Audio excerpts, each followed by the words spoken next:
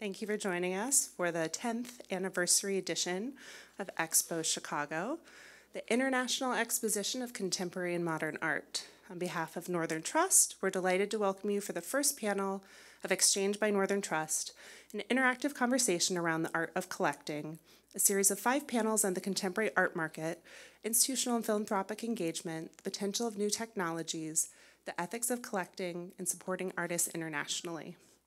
This conversation, The Future of Digital Collecting, will feature Nora Abrams, Director of the MCA Denver, and Amy Whitaker, Associate Professor at NYU, authors of the newly published book, The Story of NFTs, Artists, Technology, and Democracy, along with a renowned collector, Ella Fontanals-Cisneros, founder and Honorary President of Cisneros Fontanals Art Foundation, for a conversation on the current landscape of NFTs and the possible futures of the digital ecosystem, moderated by Nate Freeman of Vanity Fair. This conversation will be followed by a book signing of The Story of NFTs, right over here to my right. Before I turn the microphone over to Nate, I wanted to mention that today's program is being video recorded for archival and possible promotional purposes. Audience questions or interactions will not be included in future promotional materials. Additionally, if you need live captioning, there's a QR code located just outside of the door for you to follow on your phone. Now please join me in welcoming our panelists in person and on Zoom. Thank you all for coming. This is so exciting. My name is Nate Freeman. I am the art columnist at Vanity Fair, and it is my pleasure to be moderating this really awesome panel on the future of digital collecting. I'm joined here by Amy Whitaker and Nora Burnett Abrams, and also here on the screen is Ella Fontanals-Cisneros. This is just an incredible assemblage of people here to talk about the future of digital collecting. We'll get into it, get into all of it. First, I want you guys to introduce yourselves and just sort of explain how you got into NFTs and just digital collecting. Maybe we'll let Ella go first. Yeah, Ella. Okay, thank you for this invitation. Well, in reality, I got involved in this during the pandemic, and it was very early on when it started. And I was, of course, at that time, we were all not having so much to do. And I was very interested in understanding what this technology was supposed to do for the art industry and for the future of our collection. So we were involved very early into this technology and started looking at how this new generation of collectors would look at, art, and to what extent this will impact how people will collect. So we started very early, and it really has been one of the main things that I've been looking at also for the future. That's how we got involved, and that's how I started with this. Amazing. And Ella, if you wanted to just give a little bit of background on your history of collecting, and sort of just introduce yourself as, you're a real force. I started collecting many years ago. I started collecting many years ago. When I was 21, I started a gallery in Caracas, Venezuela, and then after that, I just started, collecting art, because I loved art and not for the sake of collecting. I ended up one day, somebody asked me, "Oh, you really a collector?" And I was just surprised. But that's how things happen, organically and without even us noticing what we were doing. And after that, after many years of collecting Latin American art, I decided in '96 to start collecting like worldwide art. So the collection in reality, as it's very strong with Latin American art, it's also an international collection. So absolutely, that's one of the things. Then later on in 2002, I decided to open a foundation so that I could help artists from Latin America. That's, it evolved, through many things. And we're giving through the foundation grants, commission program, exhibitions to the Latin American artists. Amazing. Amy, what about you? Do you want to? I was going to make a joke about as a professor at NYU, I ran out of insufferability topics and had to get into NFTs. I would just like to say a sincere shout out to someone with a flip phone who's at an NFT talk. That is the most impressive thing I've seen in a long time, and I mean that with so much sincerity. That was not on my bingo card for Now it's on all the bingo cards. But I got into NFTs from an interest in artists having more sustainable economics, and a long time ago background in art museums as public libraries for imagination. And so you can imagine lots to talk with Nora about. And so I'm the director of the Museum of Contemporary Art in Denver. And for me, I kind of came to NFTs and blockchain really when I think many people kind of not already deeply embedded in the subculture, if you will, around and like digitally native practices. When in early 2021, when NFTs started to sell for extravagantly high numbers in public auctions, and all of a sudden, all these just a kind of general kind of puncturing of popular culture by these quite staggering sales and marketplaces, and just all of this enthusiasm and curiosity around kind of what the reality and then what the potential might be in long term. And so Amy and I have known each other through a mutual friend, another museum director, Veronica Roberts. And so I reached out to Amy to do a virtual program in spring of 2021 called NFTs WTF. And I'm sure her NYU professors were really pleased and impressed by that one. But it was an amazing conversation of just kind of, what we like to do. Our platform at MCA Denver is to really think about contemporary culture as broadly as possible, and to really give voice to, and to also demystify kind of some of these really significant phenomena that emerge in our field, and our field being this kind of broad scope of cultural life and creative practice. So then that one program led to another kind of 4-part series that we did in the fall of 2021, which became the origins of our book. Mm-hmm. Yeah, what I love about just having us all together is we have Amy, who comes at NFTs from a sort of academic perspective, Nora from an institutional perspective, and Ella from a collecting perspective. Plus, Amy and Nora, you literally wrote the book on NFTs. So, What a great observation, Nate. Thank you. That's why they pay me the big bucks. But I wanted to know, sort of as you were getting into this, what surprised you guys about NFTs, about the phenomenon of NFTs, and what they sort of actually represent? What did you start to? Yeah, what surprised you as you were getting deeper and deeper? I'll speak from a perspective of what surprised me was how early on we are in kind of testing it out, in experimentation, in seeing all of the possibilities. For example, what Ella is doing with her foundation, and I know we will be able to hear directly from her about it, but it's so like pioneering in terms of finding new ways. Once an artwork is acquired by an institution or a collector or whatever it might be, there's just, it tends to just kind of stay there unless it's resold again, right? And so how can you continue to think through ways collaboratively and creatively to continue to support artists, not just by acquiring their work, but by continuing to highlight and enable more people to engage with it? And so what I have just enjoyed endlessly in this process is just the curiosity that continues to be sparked. You don't know what you don't know until you kind of start to learn about it. And then you realize that there's so much you don't know. So I think we approached our book, and I think we continue to approach this topic really with such a spirit of curiosity and openness, because yes, we wrote a book, but the book is, in the end, is really an opportunity, an invitation for others to take up some of the questions and run with them. Mm-hmm.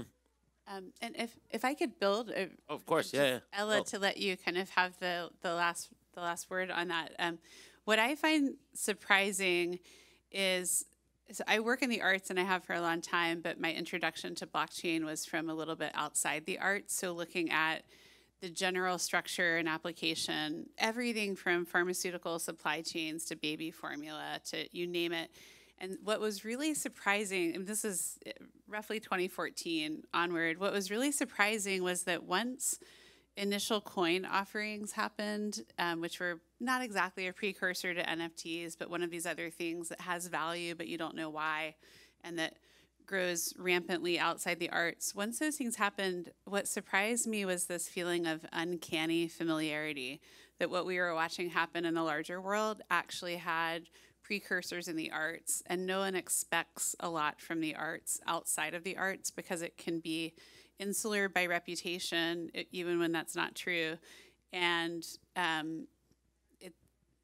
it's like a legacy industry to some people. And so I think they're actually not only exciting possibilities for blockchain in the arts, but for blockchain models in the arts to generalize helpfully to a lot of other areas of society where things are of value, but they're hard to quantify, or where we need to rediscover a sense of collective value and kind of public and social mission, whether that's about, climate or community or whatever is important to anyone, that are these sort of shared realities. And so I think that was just really surprising to me to go like, oh, the arts might actually have some sandbox here that's a model for other things. Absolutely. And sorry, Ella. Yeah. No, I wanted to segue into asking you, Ella, about just sort of how you implemented NFTs and the possibilities that NFT offer us into your very old school collection. You've been collecting for decades. You've been collecting physical artworks, of course. But you found it a really ingenious way to sort of share your artworks with the world through NFTs. And I wanted to ask you about sort of explain the programming that you're doing with NFTs and sort of talk about how you got there. Well, for me, I'm been in technology for a long time, right? And I was, one of the predecessors or the first line when the internet was built. So for me, I've been very curious on how the future of all these technologies is going to impact the world, and it's how it's going to impact also the arts. So when I heard about the technology, I was really surprised that suddenly we had a methodology in which we could, really have security in the provenance and certification of art. And in many ways, how this is going to evolve and grow. Because as she was telling before, we don't know what the future is going to bring us, but what I'm sure is that the door is open to many new things that would impact also not only the art world, but other things, And for us, and for me especially, I thought that we should implement this immediately in our way in the foundation, or also in the collection. So I started talking to my people, understanding which was the best blockchain technology for what we were trying to do. We chose Ethereum because we thought that was the platform that would really suit us. And I was very surprised to see, how all of these changes were happening very fast. So we did two things. First, I wanted to put, all this technology to work in a way that the artists had a much broader expansion, doing maybe exhibitions and doing, other things with them and creating digital art, not only with the people that were, or artists that were working already with digital art, but also trying to bring the Main Street artists that were doing other things into trying to recreate the work in a digital format. And 2 years ago, a year and a half ago, we did a strategic alliance with Ars Electronica, which is the digital festival that has been growing for 40 years, in Austria, in Europe, and has been a leading platform for all the artists that have been doing things in the digital format. And we thought, well, we want to see how the artists perform, Latin American artists perform in a platform in which, for them has been difficult because, the difficulties in Latin America till now about getting, internet, etc. But for our surprise, last year, for example, we had our program, our grants and commissions program that we choose artists to come and do, participate in our awards. And we found that all women were chosen for the digital awards with Ars Electronica. And we had last year we had an exhibition with them, and this year we're going to do that again. And we are now putting as one of our awards is going to be, a digital format award, because we think that this is the future. This is going to be mainstream one day. Mm-hmm. And sort of, does that answer your question? Yeah, it really does. And sort of on a similar level, Nora, you had some programming at the museum that you're running dedicated to NFTs, and I want to hear about how, sort of classical contemporary art museum like yours can really sort of move forward with that kind of programming and like sort of bring a new audience to the museum. Did you see like a new kind of person like coming to those programs? So they were virtual. So what we were finding, so the first program that Amy and I did was, I think, April of 2021.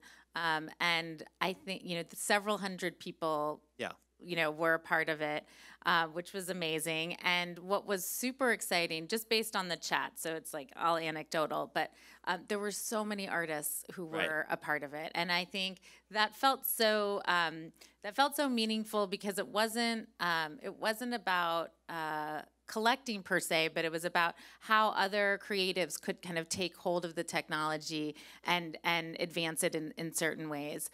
So that was really exciting, and the I guess I would say the momentum of it kind of, I asked Amy, and she could have definitely said no, but God love her, she signed on to it.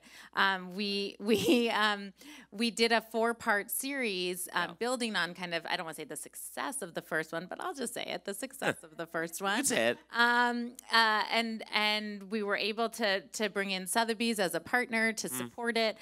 We could do a little bit kind of better level, higher quality production.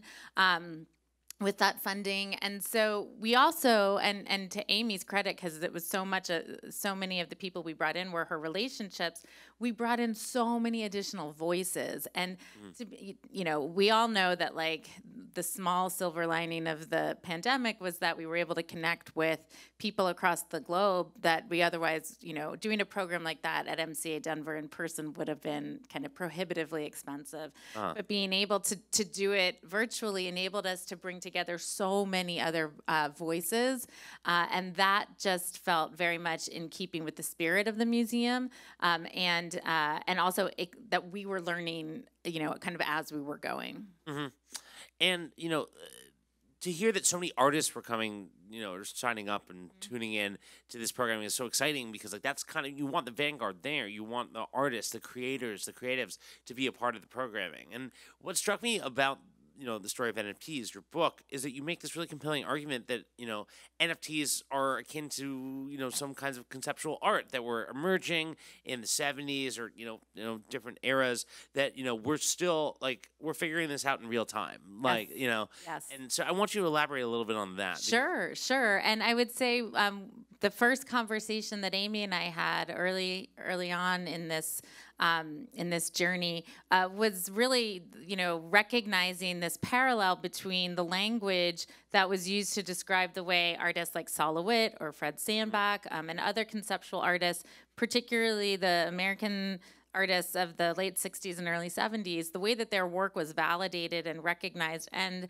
really kind of transacted upon was through what was called the Certificate of Authenticity. And now here you are, 50, 60 years later, where that language is being engaged with again. And some of the ideas that underscore the potential and kind of exciting possibilities of blockchain are around how the contract by which NFTs are transacted and sold, how that is also very much in debt to something that Amy always points out, which is so correct, this artist contract, which also was born of the late 60s, early 70s, with the idea of creating equity for artists. baked into ongoing sales, resale royalty, if you will. And so what we got really excited about was this like mind meld of, what we each could kind of bring to the table, but it was all so resonant with one another, even though emerging from very different moments in time and contexts.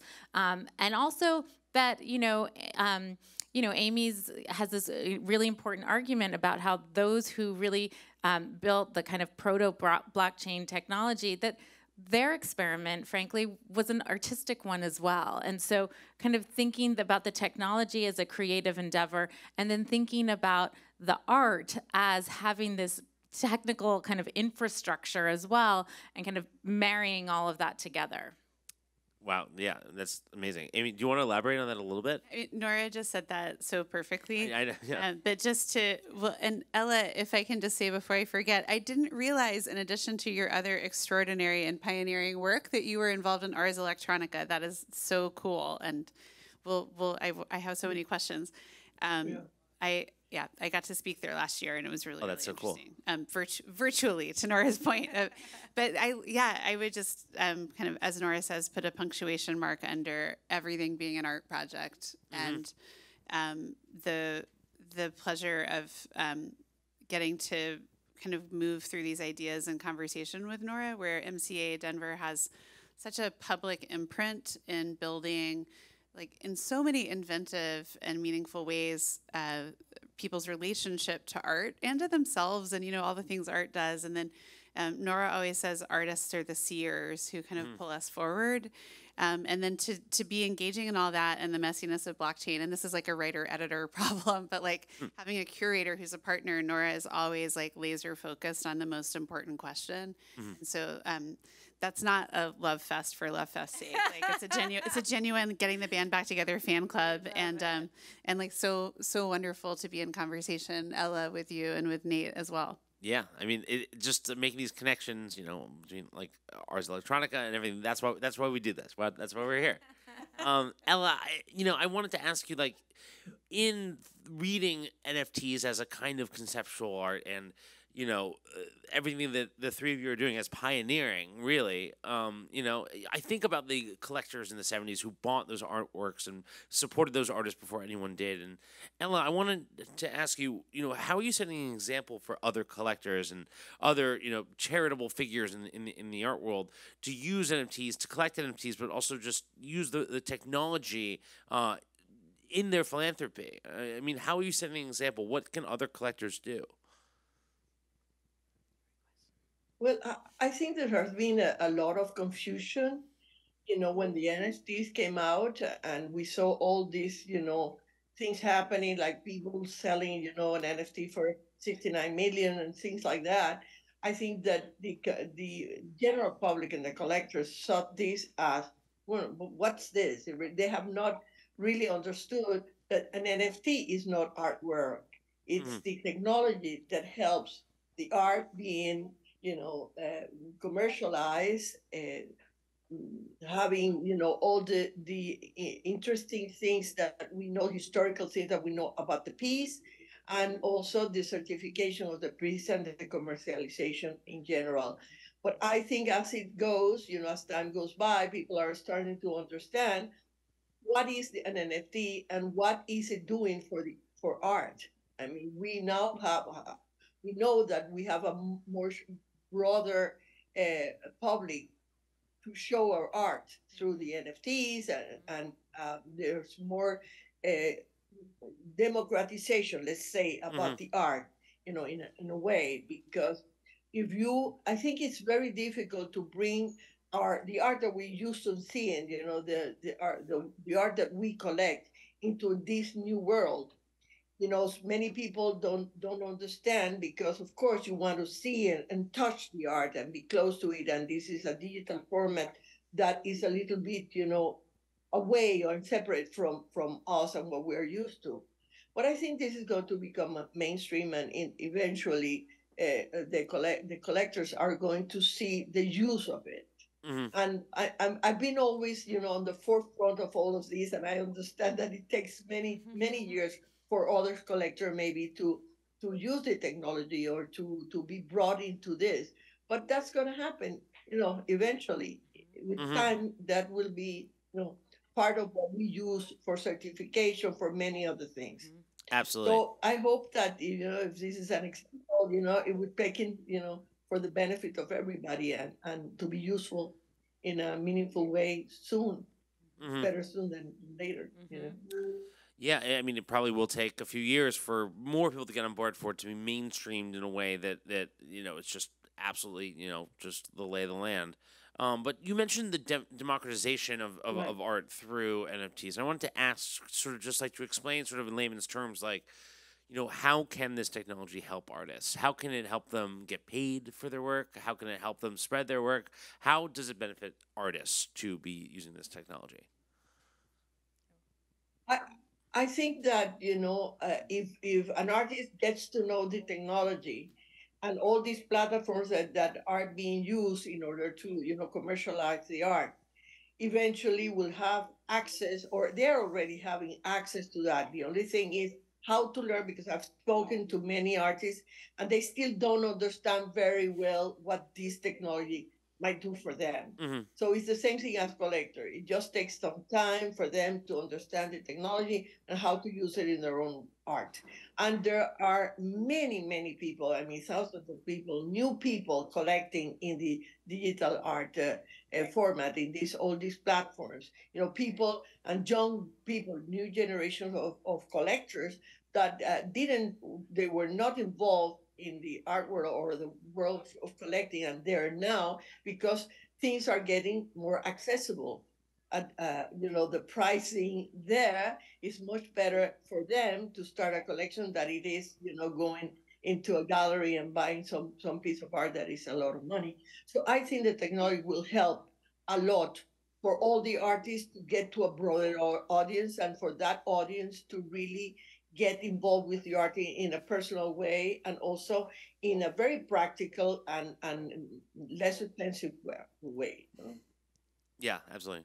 Yeah, right, and Ella, that's so interesting to hear the way that you say that, and I couldn't agree more with this sort of entry of new collectors. And I think also, just to add two other small things to that, one is this sort of longstanding history of collectors and artists supporting other artists who are coming up. I mean, the work you're doing, Ella, the prize you mentioned, I'm going to single out someone in the audience, which I always do. Clayton DePetro's on the board of the Tremaine Foundation, which was the collection of Burton and Emily Hall Tremaine, which then supported some of the most cutting-edge business education for artists in their programming. So you see these generative loops.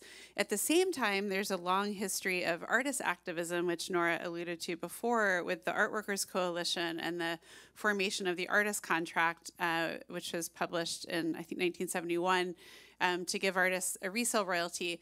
The single most interesting, tangible, literal, seismic power shift of blockchain is that the artist contract, which was a conceptual experiment, can actually take form technologically. It's becoming increasingly normalized for resale royalties to be paid back to artists on blockchain platforms. And, in our book and in our program, we learned so much from Lauren van Hoftenschick, who's a scholar of the artist contract, about how artists pictured all of this really early on. They just didn't have the technological tools, and now we do.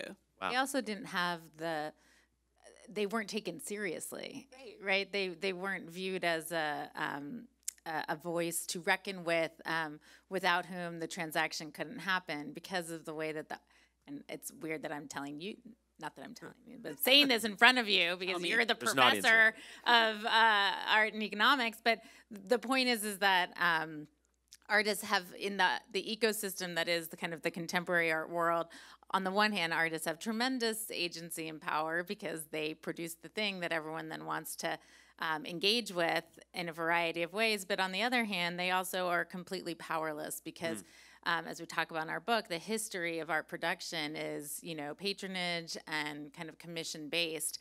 And if you don't have that, then you don't have that reliable source of support, and therefore you are completely kind of beholden to the system that does not view you almost as like as an equal or an equal contributor or partner. And I think the possibility of blockchain is to just ensure ongoing equity shares of an artwork being distributed amongst you, your studio, collaborators, the person who, helped, conceive the idea, whatever it is.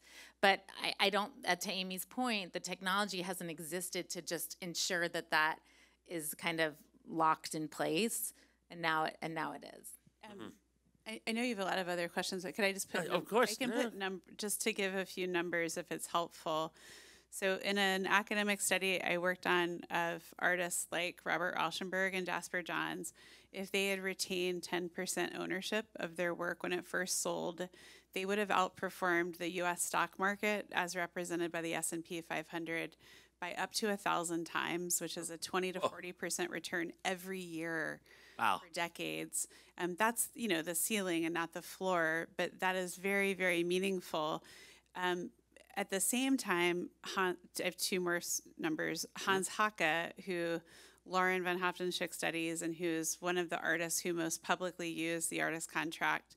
If you look at his auction results, he's an artist who's very successful in a museum institutional sense, but he only ever made about $35,000 in resale royalties over 18 years, which is not a lot of money. But if you look at, amazing. I planned that. I wanted to go on for 3 more seconds, but so I'm behind my cue on the crescendo of what I was going to say. Yeah, Haka, right? No, I just mean like time to the music. I needed that. Nora is a mind reader. Thank you. So the third statistic. So Nora and I have talked a lot about like, hey, crypto's crashed. Like, what's the big deal? How bad is this? And there's a chart that shows the slide in the crypto market from the nonfungible.com report. But what it also shows is the absolute size of the secondary market of NFT sales. And what it shows is almost $1 billion. It's about $900 million.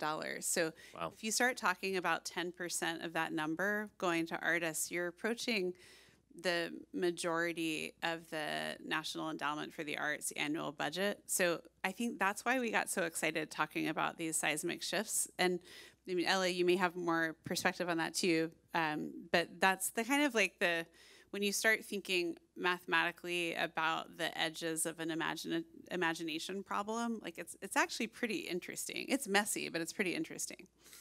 It's messy, but it's pretty interesting, right? I wanted to ask, actually, you mentioned the crash, and I've written about this sort of perceived sort of dive in the prices for NFTs, along with crypto in general. This guy Sam Bankman-Fried did some bad stuff, but the book had an argument that was not necessarily a bad thing, right? That you compared it to like a forest fire in Yosemite, right? I mean, he did some pretty bad stuff, but yes. Sam, he did bad stuff, but the crypto dip. We did not endorse Sam Bankman-Fried in the book. I just want to be clear. Okay. Yeah, we definitely don't. Well, I think, yes, Amy has, developed this amazing metaphor, which I will let her share, but I think the whole point. You do a beautiful job. The point is that cryptocurrency is kind of in one lane, and blockchain technology is kind of in a different lane, and NFTs are yet in another lane. And I don't mean to suggest the siloing of these things. Of course, they're all interrelated, but the collapse of one lane, if you will, doesn't necessarily mean massive disruption and failure in the others. And I think there's been a lot of like slippage kind of in terms of, crypto's come down so much in value, so obviously NFTs have too. And like, yes, there's absolute correlation, but by no means are we in this, crypto winter of discontent. It's just an opportunity. I mean, gosh, that's so depressing. Instead, it's really just an opportunity where like some of the noise covers up the reality, which is that there's like very, very strong roots to all of this that will continue to grow and flourish. And like all the haters and, those who dismiss it because crypto crashed, so therefore I don't need to take NFTs seriously, are just conflating two very different things. And also, let's just be real clear. We wrote this book for a very particular reason, specific reason, that this is not a phenomenon that is like a come and go and then on to the next trend. This is a very real, exciting, new thing in the world. Yes. And the more we can understand and engage with it, the more we can harness it for good and not for evil. And that is what artists do. And that is what creatives do, and that's what people who are innovative do. And so we wrote this book to say, here are the terms, go. Like, here are the questions. What do you think? Not to be definitive in terms of this is a closed chapter, but to really open it up as much as possible to invite all the brilliant people in the world to engage with it. Did you want to explain this forest fire thing that I mentioned?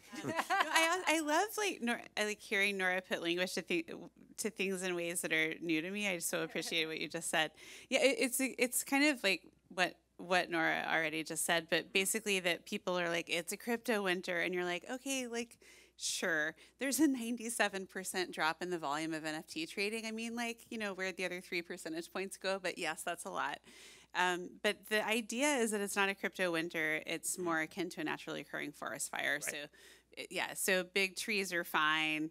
Mid-sized trees are charred.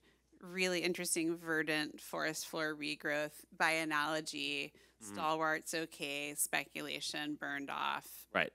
Resale royalties, cathedral businesses, things that will take a long time to develop, happening, but not instantaneously. But like a lot is happening that's not yet visible. And that's why when you talk about what artists are doing and these innovators and creators, it's like that stuff is happening, and it's the right time to like kind of start to plug in if you haven't already. I totally agree. It's time to plug in. And with that, I want to ask, I think what's going to be our last question before we open up the floor for questions, of course. I want to know what you guys think is the future of NFTs, like 5, 10 years from now. What are we going to be talking about? What are we going to be doing? What technology will we be trying to harness? How will artists be engaging with this? How will museums be engaging with it? Universities, collections, philanthropy? It's a big question, actually. But what does the future look like? I'll take the institutional kind of view on it, which is that in 5 to 10 years. So right now we're starting to see a number of museums, the Pompidou, the AKG Buffalo Gallery, the Albright Knox. Yeah, the AKG. I'm sorry, Buffalo. I forgot the new name. SF MoMA. Like, I have no doubt that the increase in collecting of and institutional support for NFTs will increase significantly. We will start to see exhibitions, and importantly, I think we're going to start to see museums minting NFTs far more regularly and selling them as a source of revenue to support operations, because running a museum, I can tell you, is really hard. And particularly when you're in a precarious situation like a pandemic and you're looking for ways to generate revenue, I think creating opportunities to co-acquire works through, with blockchain, kind of underwriting the nuances of that. And that's just not even digital works, just works in general, but also looking at ways that you can kind of digitize your collection and what you do have in order to generate revenue. I think we're going to start to see a lot more of that. Awesome. And I'll speak to the artist side, and then Ella. Do you want to go first, Ella? Whatever you prefer. Oh, it's fine. Go ahead. I was just going to say, as Nora and I also got to write and think about, we see a lot of artists engaging with NFTs conceptually within their work and as a form of institutional critique of technology, of museum practice, of markets. And that I hope in 5 or 10 years we see a lot of new collaborative economic structures, which are ways of artists effectively taking tools of finance like portfolio diversification, owning shares in their work, spreading risk across groups of people, and that those things have real heart and lower E ethics as forms of artistic support and reimaginations of how we live in community. And then I think stuff will happen that still breaks my brain that Ella is on the forefront of with regard to the metaverse. So Ella, I might let you take that if you don't mind.